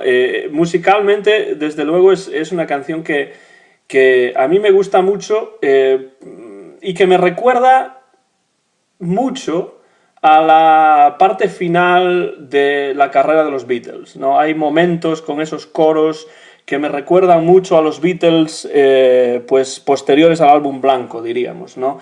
Yo escucho la canción y hay momentos, sobre todo, como digo, con los coros, en los que, bueno, pues hay algunas canciones de los Beatles que me vienen a la mente, pero también yo creo que de alguna manera entra también aquí la influencia de ese muro de sonido, del Wall of Sound famoso de Phil Spector, que yo creo que es un productor, bueno, de una fama evidente. No vamos a entrar en lo importante que ha sido Phil Spector, pero yo creo que una de las cosas más importantes de Phil Spector no es solamente aquellas sesiones que él ha producido, sino la influencia que su tipo de producción y el sonido de sus grabaciones tuvo en otros músicos de varias generaciones posteriores y contemporáneas a él, como en este caso yo creo que es Paul Simon y Art Garfunkel, ¿no? Sí, o sea, en esta época no estamos hablando de muchísimos productores potentes, ¿no? No estamos hablando de muchísimos nombres propios a la hora de producir música, estamos hablando de muy poquitos, los que realmente marcan la diferencia, ¿no? Y cada uno de ellos, Martin, en el caso de los Beatles, por ejemplo, van a influir en todo lo que se está haciendo en ese momento. La influencia de los Beatles, o sea, es inevitable, o sea, no se puede escapar de eso. Los Beatles abren caminos que hasta ese momento nadie había transitado y que a partir de ellos muchos más recorrerán, ¿no? Entonces, Paul Simon, que yo creo que a la hora de escuchar música era una auténtica bestia, yo creo que Paul Simon escuchaba prácticamente todo lo que se estaba haciendo importante en esos momentos, en la década de los 60. Paul Simon, consciente o inconscientemente, recoge aquellas cosas que yo creo que le gustan, ¿no? Y en este tema es evidente. Es decir, igual que podemos ver la sombra de Bob Dylan en algunas canciones, podemos ver la sombra de los Beatles pues en el Bridge Over Troubled Water o en el único chico que vive en Nueva York, ¿no? Es inevitable. O sea, estamos hablando de algunos de los músicos más influyentes en esos momentos, ¿no? Y tampoco son muchos. Estamos hablando de los Beatles, de Bob Dylan, en el folk, pues Joan Baez, no sé. También la influencia, quizás, de todo lo que se recoge en los conciertos de Woodstock o en los conciertos de la isla de Wight. Ese estilo de música, esos primeros pasos de un Joe Cocker, de Crosby, Stills and Nash, no sé, hay mucha gente que dejan su huella musical y que va a aparecer en otros artistas y en otras canciones, yo creo que incluso de forma inconsciente. No me imagino a Paul Simon copiando canciones. Yo creo que a la hora de escribir, todas las voces que tiene dando vueltas en su alma creativa acaban dejando su huella en el papel y en este caso, pues sí, o sea, el recuerdo ahí de los Beatles es importante. Una de las mejores canciones del álbum, sin lugar a dudas. Para mí sí, además, bueno, ya que has mencionado eso, pues nadie compone o escribe nada en un vacío, obviamente están ahí esas influencias, sean conscientes o sean inconscientes, pero que tienen una potencia muy importante. Es muy difícil realmente, aunque uno quiera evadirse de esas influencias a la hora de escribir una novela o a la hora de componer una canción o de pintar un cuadro, es algo imposible, ¿no? Entonces eso de alguna manera pues va dando forma al estilo de Paul Simon, que tiene por supuesto partes propias, pero también partes ajenas que él va de alguna manera reciclando, reformando y creando pues con partes de otras cosas pues su estilo popular, personal, que bueno, lo hizo tanto a él como a Art Garfunkel en estos 5 discos pues enormemente populares, ¿no? La novena canción, Why Don't You Ride Me, Xavier, creo que es otra de esas canciones en las que no necesitamos tampoco una crítica literaria muy profunda para ver cuál es el mensaje que está claramente, yo creo, aunque hay quien dice que está dirigido a la esposa de de Paul Simon, pero vamos, a mí más bien me parece que aunque eso pueda ser posible, el destinatario de esta letra vuelve a ser su compañero Art. Pero además de eso, yo creo que lo importante de esta canción es ver cómo de nuevo Paul Simon está introduciendo otro estilo musical diferente, ¿no? Teníamos esa música andina en El Cóndor Pasa, teníamos pues el gospel en la canción que da título al disco, teníamos la bossa nova también, y ahora entra con bastante fuerza Paul Simon en el reggae, ¿no? En la música procedente de las Indias Occidentales, de Jamaica. Y bueno, él era un gran admirador de músicos como Jimmy Cliff o como Desmond Decker, Bob Marley también, y evidentemente pues esa huella, ¿no? Esa pegada, como se dice en gallego, está clarísima en esta canción que es Why Don't You Write Me. Fue una de las canciones que primero escribió Paul Simon, de las que se incluyen en este disco, ¿no? Cuando empieza a surgir la idea de grabar este álbum, este Bridge Over Troubled Water, Paul Simon, principios del año 69, decide ponerse a escribir algunas cosas, pero para eso, para, digamos, limar asperezas, decide hablar con Art Garfunkel. Pero Art Garfunkel está lanzadísimo a su carrera cinematográfica, que luego no cuajaría, pero él pues en ese momento pues lo va a intentar, pues de la mano por ejemplo de Mike Nichols, pero claro, Paul, que empieza a integrar las ideas para este álbum en su cabeza, necesita la coordinación de la otra parte del dúo, que es Garfunkel, pero Garfunkel no está, y no está nunca. Entonces yo creo que Paul Simon escribe esta canción ya como en ese momento de desesperanza, ¿no? de obsesión, de qué está sucediendo. Es decir, si no quieres hacer este álbum, dímelo, pero escríbeme, dime algo, llámame por teléfono, lo que sea. Y es una canción muy curiosa, ¿no? Sobre todo por lo que dices tú, porque recoge un nuevo estilo musical dentro de la obra de Paul Simon.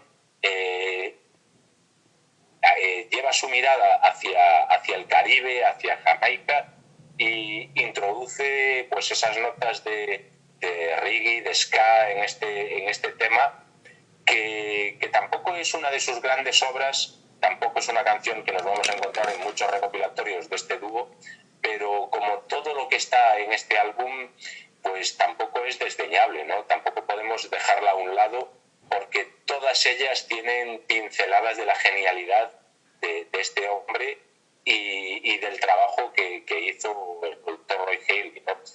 Me parece una canción menor dentro de la obra de Simon & Garfunkel, pero bueno, una canción que se escucha con cierta facilidad y que no sé, está llena de un ritmo que por lo menos a mí me gusta, ¿no? Y que además apunta a contenidos de discos posteriores de Paul Simon en solitario, en los que sí el reggae va a tener más importancia, ¿no? Hay otros discos posteriores en los que sí ya entra el reggae de una manera mucho más potente y mucho más consciente, digamos, pero eso tiene sus raíces en esta canción que es el Why Don't You Ride Me, de este puente sobre aguas turbulentas que estamos comentando hoy, y ya a punto de llegar al final del disco, porque ya llegamos a la 10ª canción, que no es una canción de Paul Simon ni de Art Garfunkel, sino que es uno de los clásicos del rock and roll y del pop de los años 50, que es el Bye Bye Love de los Everly Brothers. Por supuesto, no es una de las canciones que compusieron los Everly Brothers, que sí eran compositores también, pero está compuesta por el dúo de Felice y Woodlow Bryant, que, bueno, eran compositores de canciones country y pop y rock de mediados y finales de los años 50. Compusieron muchísimas canciones importantes para los Everly Brothers y para otros cantantes del momento, como pueden ser el crooner country Jim Reeves, por ejemplo. Bueno, y varios otros. Woodlow Bryant y Felice Bryant son dos compositores de leyenda en Nashville, la verdad. y uno de sus temas más importantes es este Bye Bye Love, que es una canción grabada curiosamente en directo, ¿no? O bueno, no sé si está grabada en directo, pero sí originalmente sale de esa gira que realizaron Simon & Garfunkel después de grabar este disco, y en la cual pues incluyeron esta versión del Bye Bye Love. No estoy seguro de si la grabación realmente, quizá lo sepas tú, es una grabación en directo o si es una grabación en falso directo. Bye Bye Love de los Everly Brothers, aquí por Simon & Garfunkel. Pues podríamos decir mitad-mitad. Es una canción que fue grabada en esa gira del año 68, si no me equivoco fue en el mes de octubre, en Iowa, donde se grabó la canción. Pero en esa grabación, si no me equivoco también, yo creo que solo sonaba la guitarra. Es decir, todos los instrumentos que suenan se graban a posteriori. Y el resultado pues no está nada mal. Es una versión del Bye Bye Love que claramente es un homenaje a los Everly Brothers, que eran pues su ejemplo cuando empezaron como Tom y Jerry, como dúo, y también una muestra de que cuando llegan a este punto del álbum, tanto Paul Simon como Art Garfunkel tienen claro que es el final de su carrera como dúo. Esta canción, o sea, no se podía incluir en este disco si este disco no fuese el final de su carrera. Entonces, bueno, Bye Bye Love como despedida, como homenaje a lo que escuchaban cuando eran pequeños, como homenaje a los Everly Brothers, una canción con ese sonido country, con esa percusión de palmas, pues grabada en directo en el año 68 y un ejemplo de lo que eran Simon y Garfunkel pues estando de gira, ¿no? Porque no solo conseguían grandes orquestaciones en estudio, no solo hicieron grandes temas en estudio, sino que además todas las actuaciones que hicieron en directo a lo largo de su carrera son realmente memorables, ¿no? Y si alguien lo duda, simplemente tiene que buscar la grabación del concierto de Central Park del año 81, y yo creo que si se pudiesen elegir 5, 10 grandes conciertos de las últimas décadas, ese sería sin lugar a dudas uno de ellos, ¿no? Bye Bye Love de Simon y Garfunkel, penúltima canción de este álbum, que no debería serlo porque, como decíamos antes, la canción el álbum tiene 11 canciones cuando deberían haber sido 12, pero una bonita forma de despedirse del mundo musical como dúo con este homenaje. La grabación, por tanto, es previa, la gira es previa a la grabación, por tanto, del disco en estudio Bridge Over Troubled Water, porque dices que la gira es del año 68, ¿no? Y el disco se grabó a lo largo del año 69, ¿no? Me gustaría, de alguna manera, pues hacer un pequeño homenaje a los Everly Brothers, porque es un dúo que tiene una importancia capital realmente en la música estadounidense de la segunda mitad del siglo XX, y es algo curioso también, porque estamos hablando de dos chicos jóvenes de Kentucky, ¿no? Que bueno, pues inician una carrera a mediados de los años 50, pues dentro del folk, dentro del country, pero muy rápido se convierten en estrellas del rock naciente, ¿no? Con canciones como All I Have to Do Is Dream, Kathy's Clown, Bye Bye Love, que aquí cantan Simon & Garfunkel, bueno, y muchísimas otras, Wake Up Little Susie, etc. Y a mí siempre me ha parecido algo increíble como este dúo, como digo, dos chicos jóvenes del estado de Kentucky, pues crearían un legado musical durante pues esos años de finales de los 50 y principios de los 60, que va a tener una profundísima influencia, ya no solamente en pues este dúo de Simon & Garfunkel, sino que, bueno, son una influencia capital en el sonido de los Beatles, en el sonido de los Beach Boys, en el sonido de tantas bandas americanas y británicas de lo que se llamó la British Invasion o la invasión británica, ¿no?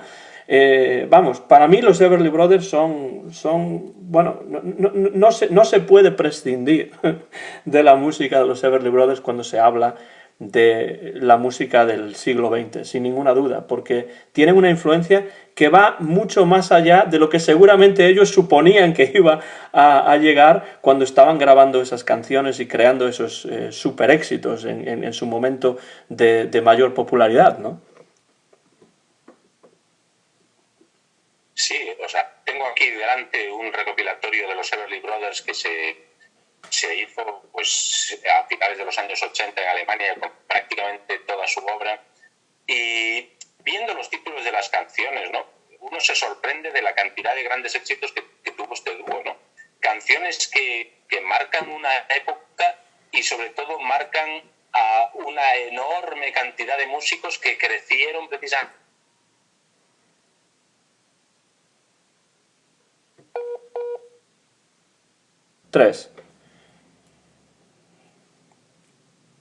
Uno se sorprende, ¿no?, de los éxitos de este dúo, de los Everly Brothers. Se sorprende pues de que una generación entera de músicos que marcarían la década de los 60 sobre todo, pues crecieron con las canciones de estos dos, ¿no? Temas como los que tú decías, canciones como Let It Be Me, una canción francesa que hizo una versión en inglés realmente extraordinaria, ese Bye Bye Love, ese I Wonder. Hay un montón de temas de los Everly Brothers que influirían en una generación de músicos tremenda, ¿no? Entonces, bueno, la influencia en Simon y Garfunkel es muchísimo más que evidente. Quizás sea más difícil rastrear en músicos como los Beatles o como Bob Dylan, pero también si uno busca encontrará pues referencias a la música de los Everly Brothers, porque en la década de los 50 fueron pues de lo más alto, ¿no?, de lo mejor que se podía ofrecer en ese estilo de música, y el éxito que tuvieron fue innegable. Y en el caso de los Beatles tenemos, pues, por ejemplo, algunas de las canciones que grabaron para la BBC, pues son versiones que los Beatles hicieron de canciones de los Everly Brothers, como So How Come No One Loves Me, y bueno, algunas otras que realmente en la época en la que los Beatles tocaban en Hamburgo, pues parece ser que incluían en sus sets en directo, ¿no? Bueno, este Bye Bye Love nos lleva prácticamente al final de nuestra conversación, porque llegamos a la última canción, la número 11, que se titula Song for the Asking. Y esta es una canción en la que algunos críticos han visto de alguna manera un intento por parte de Paul Simon de tender un puente, ¿no?, hacia Art Garfunkel para ver si había futuro en la relación entre ambos o no. A mí me parece más bien que es una canción, como tú decías antes, en la cual Paul Simon deja claro que ha llegado el final de una etapa y ahora lo van a tener a él solo, es decir, se inicia su carrera como cantante en solitario. ¿Tú qué crees sobre esto, Xavier? ¿Tú crees que realmente intenta tender un puente, como firmar un acuerdo de paz con Garfunkel, o simplemente es una manera de afirmarse como lo que va a ser a partir de, bueno, unos meses después, un cantante solista? Es complicado saberlo, sobre todo porque yo me imagino las presiones que tendrían por parte de la discográfica para seguir juntos, ¿no? Es decir, la discográfica sabe el tipo de disco que están haciendo, conoce el trabajo que se está haciendo con este Bridge Over Troubled Water. Escuchando el tema que abre el disco, saben a priori que va a ser un gran éxito, y lo que desea la discográfica es multiplicar ese éxito, es decir, que el éxito no se termine, que sigan grabando discos y que sigan triunfando, ¿no? Entonces, me imagino que tendrían muchas presiones para no dejarlo. La situación es bastante insostenible. La relación entre Paul Simon y Art Garfunkel llega a su punto más bajo. La discusión por Cuba sí, Nixon no es tremenda. Finalmente el disco tendrá, como decíamos, 11 temas y yo no creo que sea un puente que Paul Simon tienda, ¿no? Yo creo más bien que es la tristeza de la despedida. Es una canción triste, es una canción muy lenta.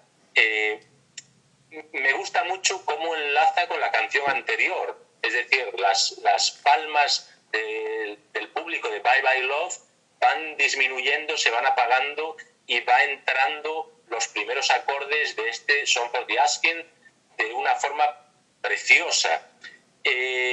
Canta Paul Simon, Garfunkel no aparece en esta canción más que haciendo los arreglos de cuerda, introduce unos violines que decía al principio de esta charla, pues, por ejemplo, que a mí me sobran, me parece una canción íntima que simplemente con la guitarra queda perfecta, pero bueno, me parece, si Bye Bye Love es la despedida, Song for the Asking es la sensación que a uno le queda cuando ha roto con el amor de su vida, ¿no? Es una canción pues muy triste, es una canción pues de tristeza interior, ¿no?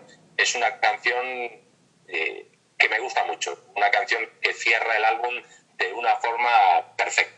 Y cierra el álbum con un tono verdaderamente melancólico, como tú dices, que de alguna manera nos lleva de nuevo al inicio del álbum con las primeras notas del Bridge Over Troubled Water, que también tienen una melancolía importante, ¿no? Quiero decir que no es que esto haya sido hecho a propósito por Paul Simon, que lo estaba pensando, pero a mí me da la sensación de que el disco se abre en un tono con una atmósfera muy semejante a cómo el disco se cierra, a pesar de que las canciones que abren el disco y cierran el disco son instrumentalmente muy diferentes, vocalmente también muy diferentes, pero ese sentimiento de melancolía al que tú haces referencia, yo creo que está ahí presente tanto al inicio del disco, en las primeras notas de piano del Puente sobre aguas turbulentas, y en las últimas notas de guitarra, de violines, de esta Song for the Asking que cierra este magnífico vinilo. No es una relación equilibrada la que tuvieron Paul Simon y Al Garfunkel, no es una relación de iguales. Es decir, para Paul Simon tiene que ser muy frustrante en estos 5 álbums que tienen como pareja musical que las canciones fueran todas suyas. Es el creador de las canciones, es el compositor, él ha escrito las canciones. La aportación de Garfunkel, pues podríamos decir que es menor. Hace la voz, la hace muy bien, tiene un tono vocal que realmente queda muy bien con ese tono folk que imprime Paul Simon a sus canciones. En algunos casos, los arreglos orquestales que propone están muy bien, pero para Paul Simon debe ser frustrante, porque él lo que quiere es abrir caminos. Es decir, escucha música de otros lugares y quiere incluirlos en la música que él está creando. Y Garfunkel es un lastre. Garfunkel no está aportando nada de eso y al revés, lo está frenando. Paul Simon no quiere seguir con esta relación. O sea, yo lo tengo muy claro. Entonces, si vamos a cerrar esta etapa musical con un álbum, hagámoslo bien, ¿no? Hagamos un álbum que sorprenda. Es un álbum que tiene canciones que podrían parecer alegres, unas como, pues, no sé, El Cóndor pasa, pero todas ellas tienen ese pequeño apunte de tristeza que está ahí flotando sobre toda la obra, sobre todo el álbum, y que es la pura nostalgia, ¿no? Es el recuerdo de la época que ha pasado y de esa puerta que se va a cerrar y que quizás no vuelva a abrirse nunca. Y que quizá podría ser esa melancolía, esa tristeza de la que hablas, si es que vamos a pensar o vamos a acercarnos a este álbum de Simon & Garfunkel como un disco conceptual. Quizá ese puede ser el leitmotivo, ¿no?, que va creando o va marcando el tono de este disco. Un disco musicalmente bastante heterogéneo, pero que quizá con ese punto en común de la tristeza, de la melancolía, de esta historia que se va acabando y que inexorablemente llegará a su final, al final del disco, pues quizá de esa manera el disco se vaya pues se pueda ver como un disco conceptual, porque tiene ese hilo conductor, ¿no? Desde el principio hasta el final del mismo, ¿no? Con estas magníficas 11 canciones que, bueno, no tienen en absoluto desperdicio, incluso las menos conocidas pues tienen elementos muy, muy interesantes.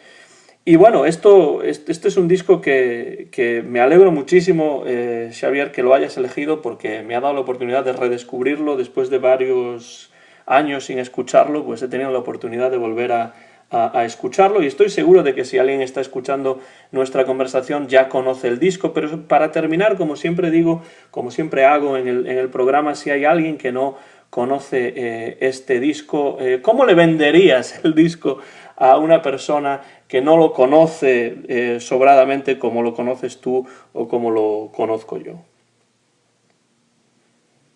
Bueno, yo creo que es bueno recuperar algunas obras musicales, algunos artistas de décadas pasadas, y recuperar la obra que hicieron, ¿no? Me parece importante porque la influencia de algunos discos está y estará ahí para siempre. Este álbum, este Puente sobre aguas turbulentas, tiene algunas de las mejores canciones de finales de los 60, principios de los 70. Canciones que fueron éxito en su momento y que son pues atemporales. O sea, me pasa igual que con las canciones de los Beatles o con muchas de las canciones de Bob Dylan. Son canciones por las que el tiempo no pasa. Quizás no tuvieran los medios técnicos que tenemos ahora, pero desde luego estas canciones no están, digamos, pasadas de moda, sino que uno las escucha 40 años después y siguen sonando exactamente igual de frescas, siguen trayendo sentimientos a la persona que escucha, lo mismo que sucedía cuando salió el álbum en el año 70, ¿no? Hay muchas más canciones de Simon y Garfunkel que valdría la pena rescatar, pues como América, como ese Cathy Song, Scarborough Fair, Mrs. Robinson, el tema principal de la película. Hay muchos temas de Paul Simon y de Garfunkel que habría que rescatar, pero si queremos, digamos, empezar a iniciarnos en el camino de este dúo, yo creo que su último álbum, como, digamos, obra completa, es una buena forma de empezar, una buena forma de introducirse dentro de lo que hacía este dúo, que influiría pues a toda la música de la década de los 70 y de los 80 y canciones que perdurarán durante muchos años. También diría que después de escuchar este Puente sobre aguas turbulentas se recuperara un álbum de Paul Simon del año 83 que se titula Hearts and Bones. ¿Por qué ese álbum en concreto? Porque es un álbum que debería haber sido la continuación de este Puente sobre aguas turbulentas. Después del concierto de Central Park en el año 81, que fue algo tremendo, hasta ese momento el concierto más multitudinario de la ciudad de Nueva York, 500.000 espectadores, se grabó pues en vídeo, se grabó en disco, un concierto extraordinario. Hicieron una pequeña gira y decidieron sacar un nuevo álbum como Simon y Garfunkel. Ese álbum se iba a titular, si no me equivoco, Think Too Much. Pero, de nuevo, diferencias creativas, los enfados y las envidias de una década atrás, pues hacen que sea imposible. Paul Simon no va a dar su brazo a torcer en esas canciones. Finalmente le dice a Garfunkel que se vaya. Y ese álbum, que debería ser de los dos, lo saca Paul Simon con el título Hearts and Bones. Es un ejemplo de lo que podría haber sido un nuevo disco de Simon y Garfunkel, y yo creo que una buena continuación de las canciones de este disco, ¿no? Después de escuchar Song for the Asken, pues uno empieza a escuchar ese álbum de Paul Simon y es como un recuperar el tiempo, ¿no? La puerta que se ha cerrado es como si se volviese a abrir y las canciones de ese disco de repente nos retrotraen a otra época, ¿no? Es una cosa curiosa. Yo invito a todo el mundo que escuche este Puente sobre aguas turbulentas, que recupere también, si puede, ese álbum del año 83 porque se va a llevar una sorpresa. Se va a llevar una sorpresa como Paul Simon sigue teniendo en la cabeza, en la memoria, lo bien que se lo había pasado en la década de los 60 y que no quiere perder, ¿no? No quiere perder. Esa nostalgia que empapaba estas canciones sigue ahí, pues, dentro suya, ¿no? Y intenta sacarlo a través de unas canciones que comparte con Garfunkel, pero que finalmente, como digo, pues no fueron capaces de grabar juntos, pero que vale la pena rescatar. Entonces, para cualquier persona que no conozca bien la obra de Simon y Garfunkel o de Paul Simon en solitario, pues Bridge Over Troubled Water, uno de los mejores discos de, yo creo, todos los tiempos, uno de los discos más vendidos de la historia de la música, 5 premios Grammy en el año 71 y una canción, la que le da título al álbum, que tiene tantas versiones diferentes que uno descubre en todas ellas que detrás de esa melodía y detrás de esa letra hay auténtica genialidad. Una canción y un disco que uno nunca se cansa de escuchar. Xavier, ha sido un verdadero placer. Muchísimas gracias por haber aceptado participar de nuevo en este episodio de Discos Memorables, en el cual hemos desgranado en prácticamente unas 2 horas, es decir, 4 veces más de lo que realmente dura el disco, pero ha sido un verdadero placer para mí y espero que también lo haya sido también para ti y para los oyentes que puedan estar ahí afuera en el mundo de YouTube escuchando nuestra conversación en este nuevo episodio de Discos Memorables acerca de Bridge Over Troubled Water. Como sabes, Xavier, puedes volver cuando quieras. Espero que no pase un año hasta entonces, pero te agradezco de nuevo tu participación y tus conocimientos y tu sensibilidad musical para hablar sobre este magnífico disco de Simon & Garfunkel, que es El puente sobre aguas turbulentas. Muchísimas gracias, Xavier. Ha sido un auténtico placer y bueno, seguiré escuchando esas entradas sobre discos memorables porque la música forma parte de la vida y uno no debe olvidarlo, ¿no? Y será un placer también volver a encontrarnos aquí a través de este mundo más mágico tecnológico para seguir hablando de otras grandes obras que hay tantas que realmente a veces resulta difícil elegir. Y rememorando de alguna manera aquellos viejos años en las ondas viguesas en Radio ECA 96.5 de la FM.